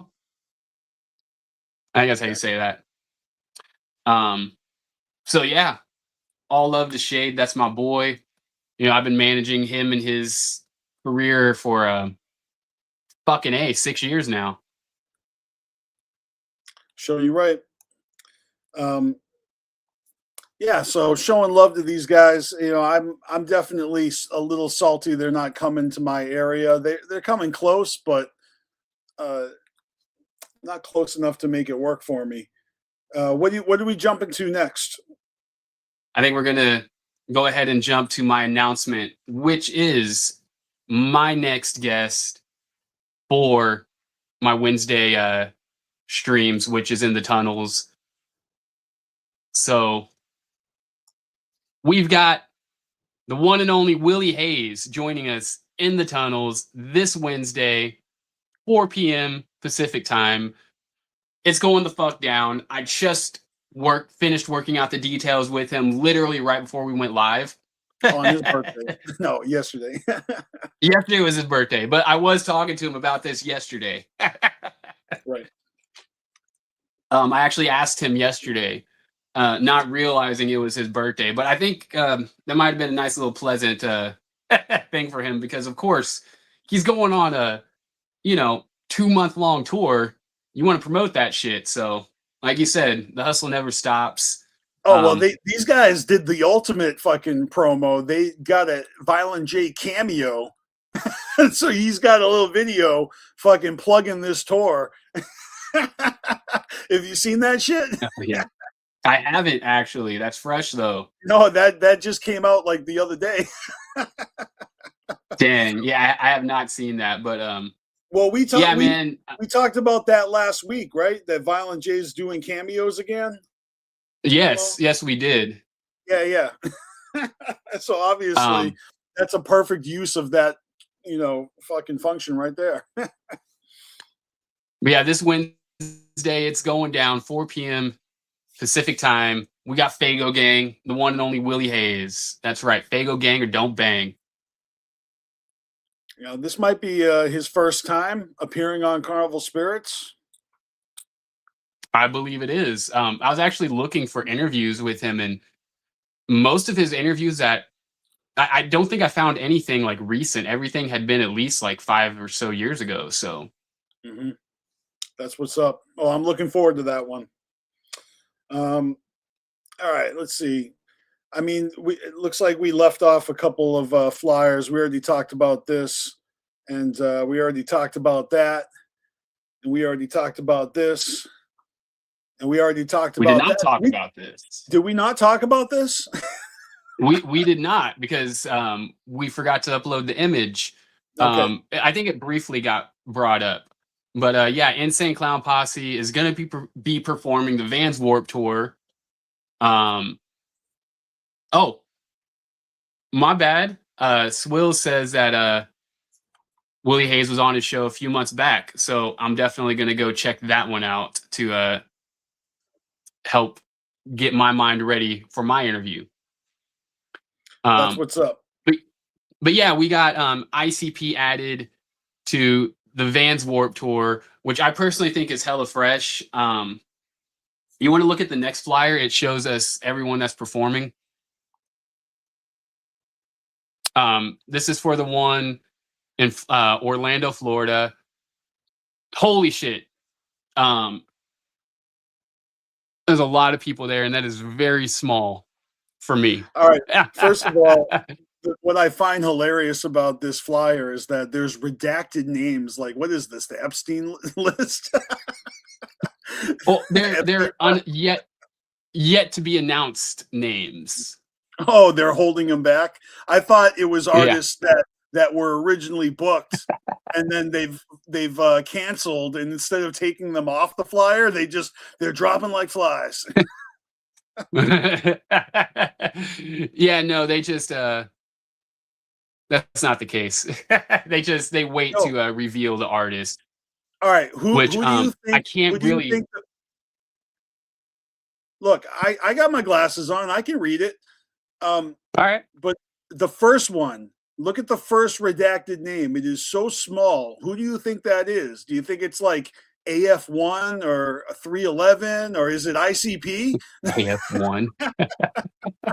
Well, no, because if you go further down, you'll see Insane Clown Posse in there. But since it starts with a number, that's because this is all in order, right? Alphabetical. It has to be a number. It has to be a number band. I'm gonna say that's gonna have to be 311.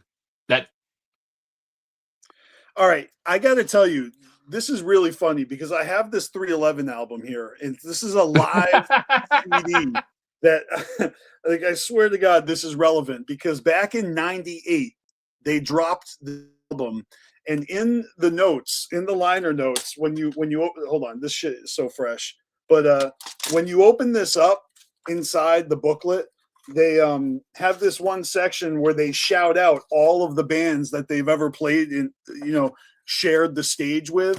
And, on here, you can see it's everybody from Fugazi, Kiss, No Doubt, Korn, Fishbone, Pennywise. I mean, they list every band they've shared the stage with. You got the Bosstones, you got Rage Against the Machine. I mean, this is a crazy list.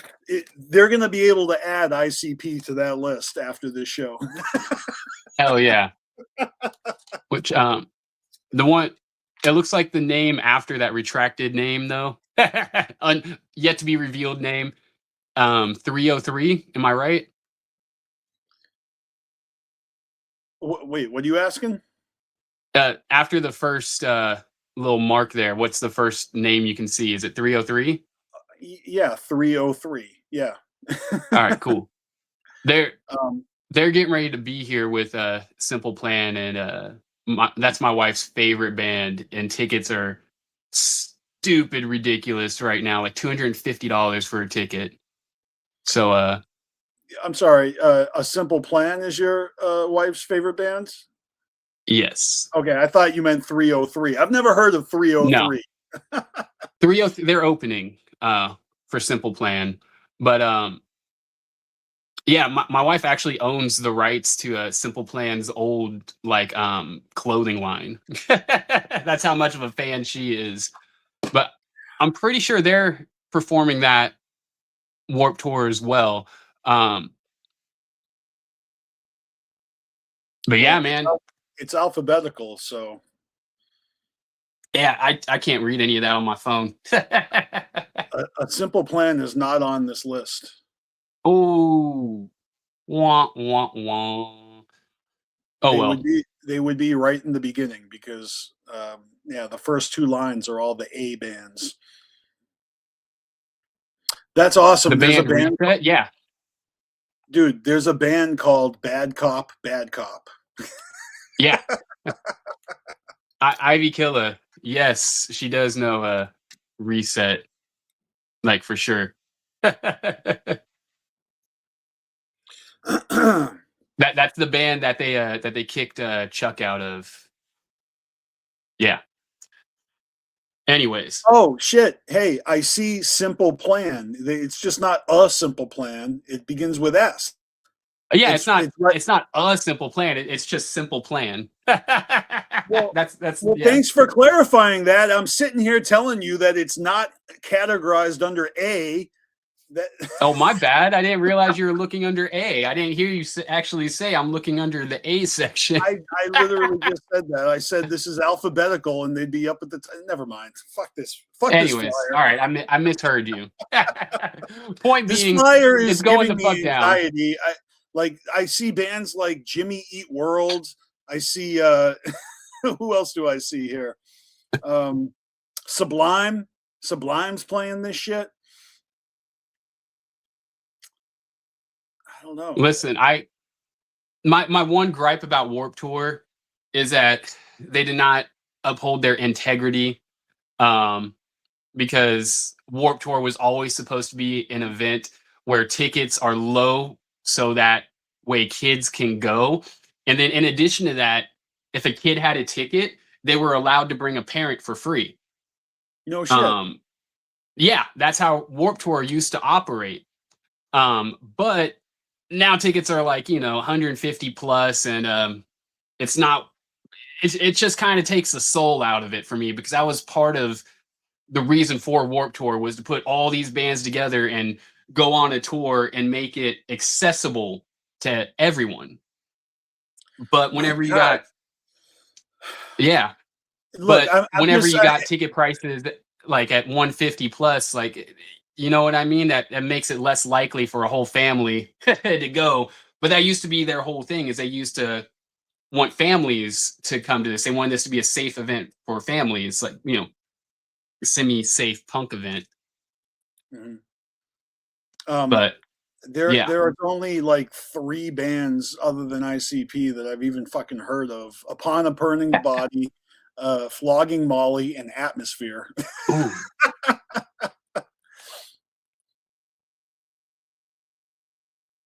Yeah, that's crazy. Very unlikely. I did not have this on my bingo card. And yes, Will's Twisted did do it first, twice actually, but it's worth noting that before that, Isham did it. Did he now? Yeah, because remember, he got kicked with Nodis, I believe, because that's whenever him and D12 got into it, and they all got kicked off a Warped Tour. I'm just gonna say that I probably forgotten more things than anyone could ever learn, but over the years, but that's not in my. I don't feel like that's in the collective memory. I've never heard anybody reminisce on that. Yeah, Isham was on Warped Tour at the same time as D12, and it was during the rivalry. Oh shit! And Okay, I do remember that story. I didn't realize that was Warped Tour. My bad. yeah. Yeah, they definitely were button heads. Yeah, yeah. The point being, though, That's before Twisted, Isham did it. So it all goes back to Isham. well, Isham knows damn well nobody cares about who did anything first. It's about who did it better.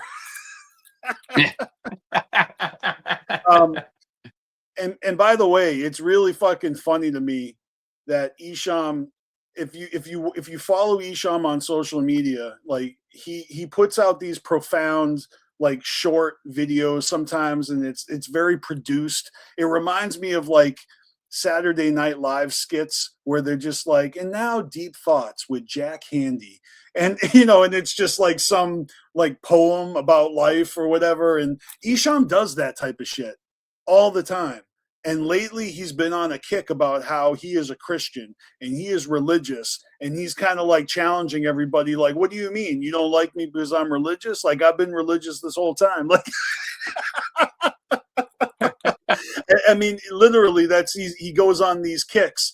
And that's all the service, promote the most recent release, right? Purgatory, Yeah. which I think is very, religion coded and, all this stuff. But, he did actually kind of do that with his first album on Psychopathic with Repentance. And, we were just talking about that with Rude Boy being involved. Right? Mm-hmm. He said that he was his manager. Yeah. Yeah, he did. He said that he was Isham's manager during that whole era. I mean, only because I haven't really seen him do it before or after. That seems like an odd, role for him.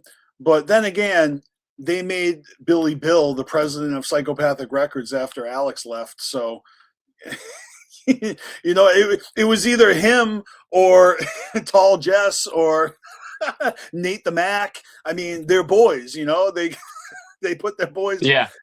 Give them jobs. And, for Rude Boy to be managing Isham, like maybe that's why Isham left. He wasn't just managing Isham though. Like that's also the same time as UMZ. Like that's all in that same time frame. But yeah, he said that Rude Boy says that he feels that Isham should have actually probably been on UMZ as opposed to being on Psychopathic. That was his that take would have on been it, better. That would have been better for the label, but not for him. I mean, to have him on Psychopathic is almost like a bragging right for ICP. Yeah. To be like, look, this guy inspired Right. us, and now we're helping put him on. I mean, they didn't do it with Dark Lotus, but they did it by giving him like an equal seat at the table with Twisted. And, I'm a huge fan of his work on Psychopathic. I love Repentance and I love A1 Yola. I don't know if that's underrated, but I loved it. I loved how he had videos for every song, and I fucked with that album. I fuck with Isham. Which but, I think Swills is saying that was the one thing. Wait, all the AI dumb videos. He's just talking about him on social media. He puts out a lot of the new ones. That's right. But yeah, that was definitely an interesting era. Another little tidbit from that Rude Boy interview, he said that they put like, I can't remember what the dollar amount was, but it was like 100K or some shit on doing that music video for MC Breed. Like they went all in on that. And then the album did so horribly that the whole company had to fold. I mean, but I don't know if I've even seen that music video. Did it get buried? Did it get shelved? Oh, it's online. You can find it. And there's also a DVD, apparently, a behind the scenes of the making of that video DVD. Interesting. So, but yeah, man. Spain's Repentance is dope. So is A1 Yola. Yep. For sure. Isham does fuck with AI I thought it was funny that who did I see recently? He spoke about it. Lil Wayne said that he tried to use AI to make a verse and he didn't like it. He thought it sucked. So he's like, I'm not scared of AI because I know I can do better. Yeah. Yeah, exactly. Like if you're really about it, like you have nothing to worry about. Mhm. Yeah, his advice So is do like, I. So do I, Ivy. Like J Dirty is on the hunt for that DVD. I really do hope he gets it as well. So I'd love to see it. Like, man, there's just so much going on in that. Like for that video shoot, they had Tech Nine in there. They had Lavelle. It was just fucking loaded with like celebrities. Pretty fresh. that's our last tour flyer, man. What's next on the list? Because I don't know if we've come to the end or because there's only a few other things I know of. I mean, yeah, let's get to that shit then. I mean, All right. I know me and you talked about, but I forgot to upload anything for this. Brother Lynch Hung recently dropped an AI video. Did you get a chance to watch that? All right, we're gonna have to do that next week because I didn't watch it, and we didn't talk about it at all before going live, so I'm not ready to comment at all on that. But but I'll tell you what, this is a good call to action.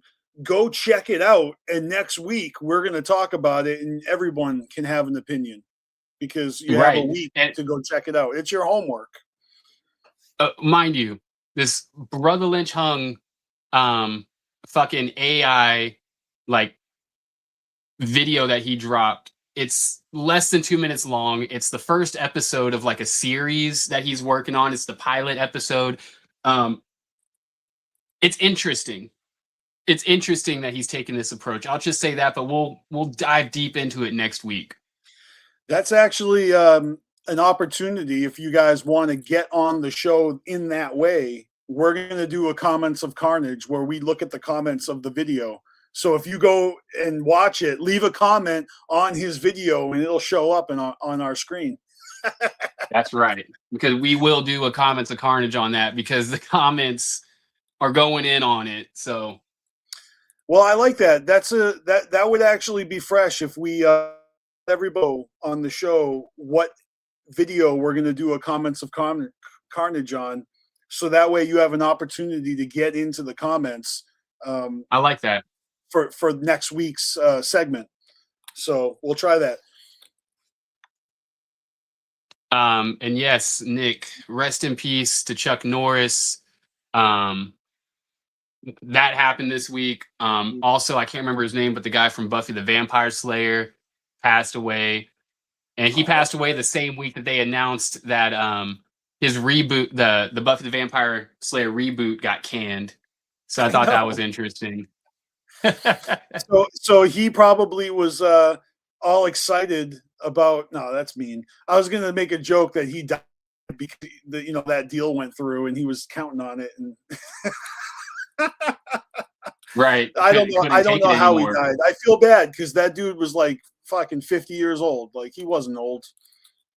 Yeah, man. Like that's sad. But yeah, it's kind of sad that the pilot for the Buffy show got like canned, got shelved.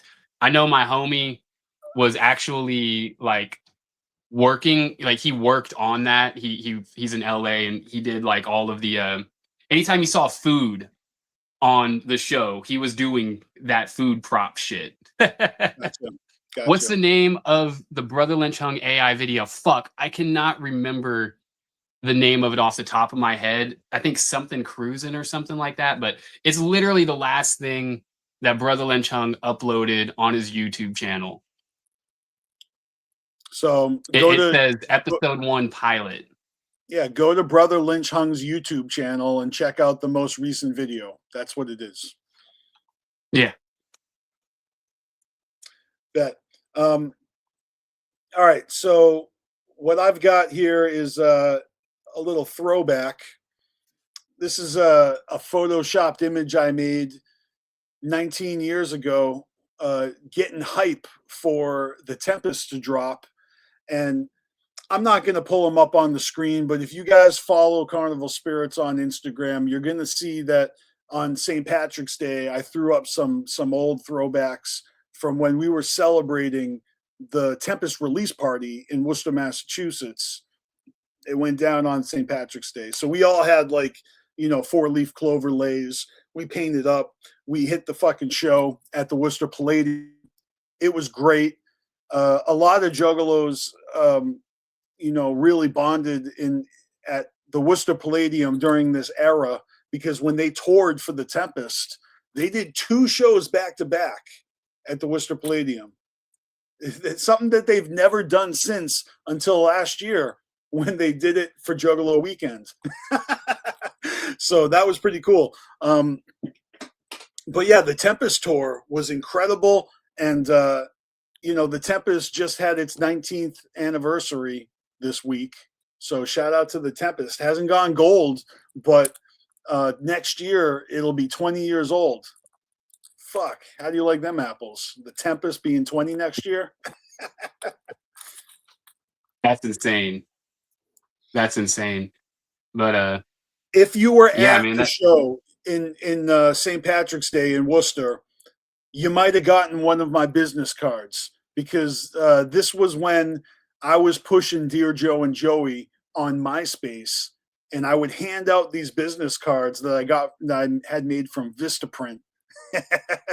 And so I would just hand these out to everybody, and then I probably posted this on MySpace afterwards, because let's face it, MySpace is where everybody fucking met me, because that's where I uploaded Dear Joe and Joey, and I maxed out the friends list and completely fucking, broke the Juggalo internet with Dear Joe and Joey. 50,000 plays in a year. That was huge. It got me a performance at the Gathering in 2007. So it kind of like changed my life. It was incredible. I hustled these cards out to everybody. I love how the very top it says Juggalo BstMstR. That's how I originally was going by on my profile. Juggalo BstMstR. Yep. But you can see at the bottom, I did drop the vowels and just use the consonants, and so I was doing that, but I hadn't yet like made that the moniker officially. I was kind of using that as shorthand. Like, I didn't want to write BstMstR out, let alone Juggalo BstMstR. It's way too fucking long of a fucking name. Yeah. Yeah, it takes up the whole, it takes up half of the fucking card in length. Yeah. So that's why I shortened it to BstMstR, because that was a better fucking, signature or a handle. Right. And I eventually adopted that for the URL for all of my social media. So moving forward, it's always BstMstR. But yeah, this original business card literally shows the MySpace account that doesn't exist anymore, because I deleted it and they made a new one. So I actually deleted the profile at 50,000 plays, and then started the play count from scratch. No, you fucked up. No, I did it on purpose, because I wanted to kill that page. Look, MySpace died a couple years later anyways. Justin Timberlake bought it and just changed it and ran it into the ground, and basically everybody became Facebookalos, that for the dominant social media. Am I still doing a not review episode of the BstMstR show? Yes and no. I'll tell you why. Because yes, I'm doing a not review. No, it's not going to be on the BstMstR show. It's just going to be a not album review. That's all. Not gonna pad it up with any of my bullshit. No special guests. No segments like this live. It's just going to be a standalone Joker's Card album review. That is definitely still coming. Yeah. Hell yeah, looking for that. Looking forward to that. And then this week I'm probably going to start finally on my Gang Rags video, which I've been talking about forever now. Doing these live streams, honestly, it's getting me motivated, you know, because I've been struggling with motivation these past few months, but coming on here and kicking it with you, it's definitely helping me get out of my little bubble. So thank you, TJ, for that. You're welcome. And I also really enjoy, chopping it up about the current events that happened within the week. It was a little bit more overwhelming when it's been months since I've live streamed. So there was just too much to talk about. I still am thinking randomly of things that, we never talked about, like maybe that happened last year or whatnot. So it's always nice to discuss older events, but shit's been popping off like currently. We didn't show any JCW flyers, but bless their hearts for going as hard as they do, doing fucking free shows, live streaming shows. The lunacy storylines and campaign has been insanely successful. The crowds that I'm seeing at these JCW shows are off the hook. So they got to be doing something right. And they don't have my attention, but they got my respect. Like, I'm all about it. I want to do everything that they're trying to do there, but I'm still not fucking paying too close attention. I don't have time to watch the matches. But yeah, I mean, let's be real here. Wrestling isn't for everyone, No. but all respects to them for what the fuck they're doing, because they're doing it bigger than ever. And I feel like they're only going up, and they're starting to get their respects in that world. So all love. One last thing I should say, shout out to Mosh Pit Mike. Today is his birthday. I last time I bumped into him was at the gathering a couple of years ago. We took a picture, and I since suspect that he actually thought that I was Trey Pounds when we were talking, and I took that picture because that just happened to me a lot. Like, a lot of people were confusing me with Trey Pounds, and everybody's all fucked up at the gathering, and they're like, "Yo, what's up?" And I'm like, "Oh yeah, cool." And they're like, "Later, Trey Pound," and I'm like, "Oh fuck." So I get approached all the time. People recognize me as BstMstR, but now on top of that, I'm getting recognized wrongly for being Trey Pounds. And every time me and Trey Pound cross paths, we look like two Spider-Mans pointing at each other sometimes. It's hilarious. All right, I got one more graphic, and then we can jump to the I guess the plugs that we have. But I want to give a shout out to Jess Jeckel. She created the J17 Y2K magazine last year. A lot of people got their hands on this magazine at the gathering. There is a full page designed by myself, and it has a word search, a Juggalo word search, where you can circle and find all these. There's a list of 17 things. It's dope as fuck. The only reason I wanted to bring this up again is because, Jess Jeckel is a dope graphic designer. Find her on social media, go to her website, check out the merch that she has for sale. I bet she's got something. But she recently shared a page from this magazine, and I wanted to just put this on blast real quick, because not only is this hilarious that she put together. I know I need my glasses for this one too, but and everybody has been enjoying the fuck out of this. This is really, really fun, really clever, and the fact that she put this together is so fucking dope. You can start at the beginning and answer the questions and find out if you're an OG Juggalo, a fam kid, a baby jug, or a TikTok-alo. And if I can see Caligreen is doing it right now. He's trying to see where he falls on the spectrum. I'm trying to just read some of this shit. Well, at the top, it starts with listening before or during the 6th.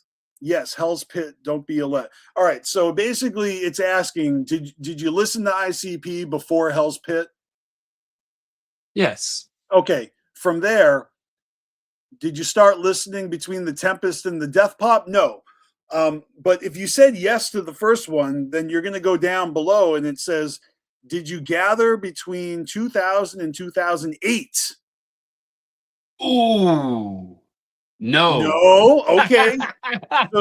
So now you go down to gather between. Do you got your player haters degree? Man, all day, every fucking day. All right. Well, it says then that you are an OG Juggalo. That was quick. You got about your you, TJ? Where do you go? Because P on your back, bin motherfucker. So that's it. I couldn't help but laugh. My homie said in the comment that he answered no to every question and he still got OG Juggalo. That means he went from there to there to there to there to there to there. To there. Just answer. It's like if you want to cheat on this test, just answer no every time. You're automatically OG. Yeah. Well, let's go through yours though. Okay. Well, let's see. Started listening before or during the original 6. Yes. Gathered between 2000 and 2008. Yes. Fuck Twisted. Yes. You've been scammed by the boy Blue. Before I answer this, I just want to say that I actually saw this thumbnail sketch version of this before it was actually made, and there were a couple blank spots, and I actually submitted that fucking I actually submitted this part of the fucking quiz. So anybody who's mad about that, I am to blame for that. I am the one who suggested it, and she took it and ran with it. That's funny shit. And no, I haven't been scammed by the boy Blue. So that means I go to, you remember the Law and Order Juggalo episode? Well, if I say yes, I'm a fam kid. So I'm going to say no to that because, no, I don't know what you're talking about. That never happened.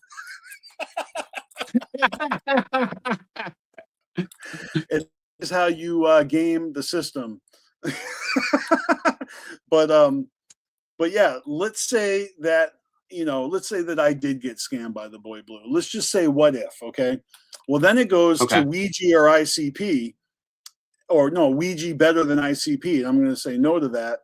And it's going to say, do you know Dark Lotus and Psychopathic Records? Well, yes, I do. So now I'm a baby jug.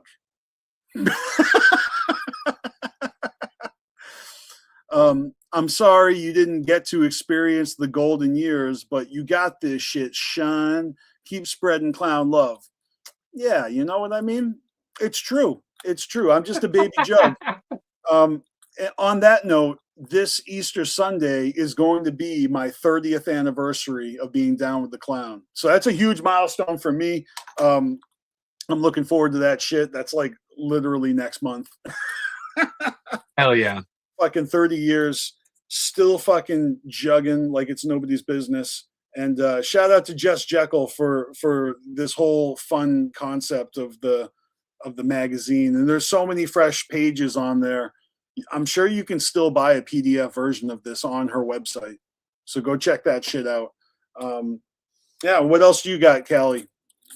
Well, from there, all I really got, I'm going to give a shout out. Hold on. To our subscribers. You have you, me, and Swills Edition. So, shout out to all of us. No, but seriously, if you guys would like to become a channel member, we have 2 different options. I believe 99 cents and $1.99. And those options get you access to a shitload of fucking videos. We've been doing this a long time. We have taken breaks. And that's why, a lot of people are just discovering us, because we've been doing this since the early days of YouTube. But a lot of that content is now behind a paywall. So Sorry for you if you didn't get to see it in real time, but we do still have it there for you to check out. Just become a channel member. It'll all be made available to you. And in addition to that, I got to give a shout out, an extra shout out to Swills Edition, because Swills gifted me a membership to his channel this past week. So shout out to Swills for that freshness. And yeah, man, that's all I got. Hell yeah, that's what's up. This has been a good one. We're getting back into the swing of things here, and I think every week is going to get a little smoother and smoother. So thank you for joining us. If you guys have anything to bring up, if you want to help contribute to any talking point, if you want to bring any news our way, if you think there's something going down that we aren't going to pick up on, but I'm trying to stay connected and informed. I created a new Facebook profile. If you guys want to send me a friend request, the only reason I say that is because Facebook won't let me add everybody back. I send out a couple requests, and then my the function locks up, and I got to wait like 24 hours before I can fucking add anybody again. And it only lets me add like 1 or 2 people at a time, and then they fucking put a pause on it again. So it'd be a lot easier if you guys are on Facebook. You want to send me a friend request, go ahead and do so. It's facebook.com/BstMstR was here. The name is TJ Larson, just like in the Juggalo college speech. Hell yeah. Which, real quick, shout out to Ninja with the Pencil. Are you able to throw that on? It won't let me do it on my end for some reason. But he just became a channel member. So, Yeah. Whoop whoop. Thank you so much. We appreciate it very much. Literally everything that we do make off of this is going back into this and the community. Mm-hmm. So the reason I say that is because, we're putting the money either directly into Carnival Spirits or to like maybe go to a show or something like that, which in return is going to present more content for the channel. So all the money is going straight back to this jug shit. So thank y'all for fucking rocking with us, man. And shout out to Ninja with the Pencil, who also dropped that, I believe, $20 super chat last week. That's right. Yeah, much appreciated, man. We've got a fucking 14 plus year history of fucking around on YouTube. Ninja with the Pencil has done some of the earliest Carnival Spirits artwork, and I was looking through old folders, and those things pop up every once in a while on my hard drive. I still have copies of everything you've done for us. So really do appreciate the support. Ninja with the Pencil is one of the real ones. You know the deal. Yeah, he also did one of my mixtape covers like way back in the day. We got Ivy Killa, who also just joined. Oh shit! Thank you, Ivy Killa. As I was clicking through here, I couldn't tell the difference between your names. I was like, oh shit, Ivy Killa, the man. Also a huge fucking supporter of Carnival Spirits, sharing our our live streams to all the groups and pages on Facebook. Much appreciated. Hell yeah. And one of the reasons I personally became a channel member is so that I could use the emojis and shit, whenever like Don Chaos or you are live over here or whatever, but seriously, like, thank you guys. Like, that's hella fresh. You're gonna notice that. We're gonna be going hard. You're going to get a ranking. You're going to get like a number ranking in the comments. And I noticed that when you were live with Don Chaos, I came into the chat, and then I was competing with Swills for the number 1 and 2 ranking for in the comments because we're both channel members. So right. That'll be fun to watch and see if you guys are going to who's going to dominate. You know what I mean? In the chat. That's awesome. Hell yeah. Much love to you guys. I appreciate you. All right. And really, that's all I have for today. We're going to do this again. This is every Sunday afternoon. And this was a fun one. You know, I can't lie. I was really fucking stoked to talk about the you know, the new platinum statuses and the gold statuses. Like that to me is the freshest thing. ICP is getting you know, these accolades that are well deserved. You know, this community may be divided, you know, whether it be between you know, these artist feuds or even the labels that are rocking together. It seems like we can't all be on the same page about these artists, whether it's support for Chapter 17 or a newcomer like Midnightinyami, right? But I think everybody who's down with the clown can agree that these fucking platinum and gold awards are a good look.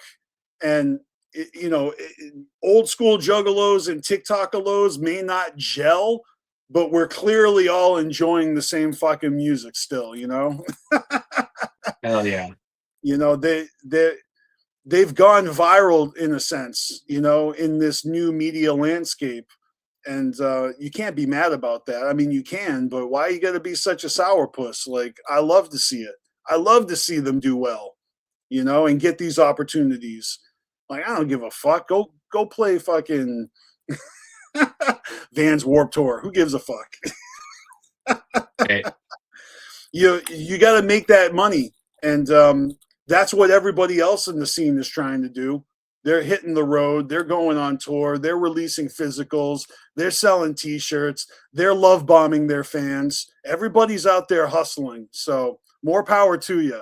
And again, if you guys are going to tune in next week, we're going to have these segments. We're going to have tour talk. It's going to be tour time. We're going to have what are the segments that we just did? Right. We're going to have our staff picks. We're going to have our underground freshness. Underground freshness. Every week, there's going to be something to talk about. We're going to put them in the proper category. And this is going to soon be a nice little workflow for us. So it feels a little choppy right now, but that's just because we're getting in the flow. You know? Right. All right. Well, Caligreen, you got any final words? My final words, you know, y'all, love you guys. And we got Willie Hayes coming in the tunnels this upcoming Wednesday. So make sure to tune into that. Right after that, I'm pretty sure Don Chaos will be going live. I'm trying to time it so that we don't overlap too much. But yeah, other than that, you know, shit, always keep it wicked fresh. Love y'all. That's what's up. Shout out to everybody in the chat. You guys are awesome. I'm BstMstR. This is Carnival Spirits, and we out this motherfucker. Oh, one more thing. Always remember to fuck the fuck off, motherfuckers.